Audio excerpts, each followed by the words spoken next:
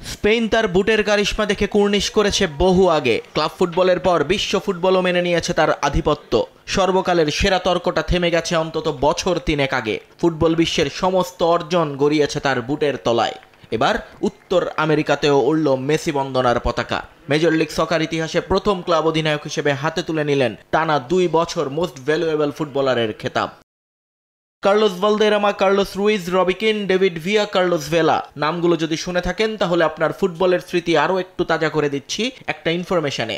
মেসির আগে MLS এমভিপির trophy উঠেছিল তাদের হাতেও, কিন্তু টানা 2 বছর এই স্বপ্ন দেখতে পারেননি আর কেউ। যা স্বপ্ন নয়, বাস্তবে করে দেখিয়েছেন লিওনেল আন্দ্রেস মেসি। শুধু তাই নয়, এই ঘটনা উত্তর আমেরিকার স্পোর্টস ইতিহাসেও বড্ড বিরল। মেজর লিগ বেসবলে সোহিহি ওথানি, নিউ ইয়র্ক ইয়াঙ্কিসের অ্যারন জাজ, এনবিএতে লাস ভেগাসের Wilson, Denver Nikola, Aaron Rodgers, Alex ওভেকিনদের পর MLS এ এবার নাম লেখালেন মেসি। আরএফএল ফায়ার ডোর যে কোনো অগ্নিতর ঘটনা এড়াতে 2 ঘন্টা পর্যন্ত আগুন নিয়ন্ত্রণ করতে সক্ষম। আরএফএল ফায়ার ডোর। এমভিপির ভোটিংয়েও নতুন ইতিহাস গড়েছেন লিও।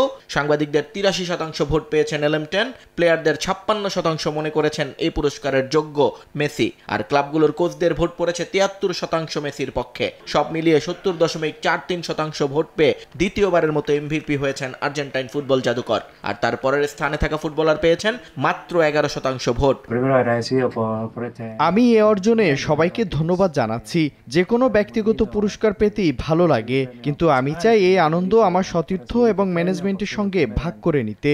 আমি খুবই সৌভাগ্যবান, এ মৌসুমে গোল্ডেন বুটও জিতেছি। আমার সতীর্থরা মাঠে সাহায্য না করলে এটা কখনোই সম্ভব হতো না। আমি মেজর লিগ সকারের ইতিহাসের অংশ হতে পেরে আনন্দিত। মেজর লিগ সকারে এই মৌসুমে 48টা গোলে অবদান রেখেছেন এলএম10। 29টা গোলের সঙ্গে গোল করতে সহযোগিতা করেছেন 19 বার, যা লিগের ইতিহাসে 4র্থ সর্বোচ্চ গোলের রেকর্ড। প্রথমবারের মতো ইন্টার মায়ামিকে জিতিয়েছেন লিগ শিরোপা। প্রথম ফুটবলার হিসেবে এক মৌসুমে 10 ম্যাচে 1-এর অধিক গোল করার কৃতিত্ব অর্জন করেছেন তিনি। নিয়ন মুহাইমিন, সময় সংবাদ।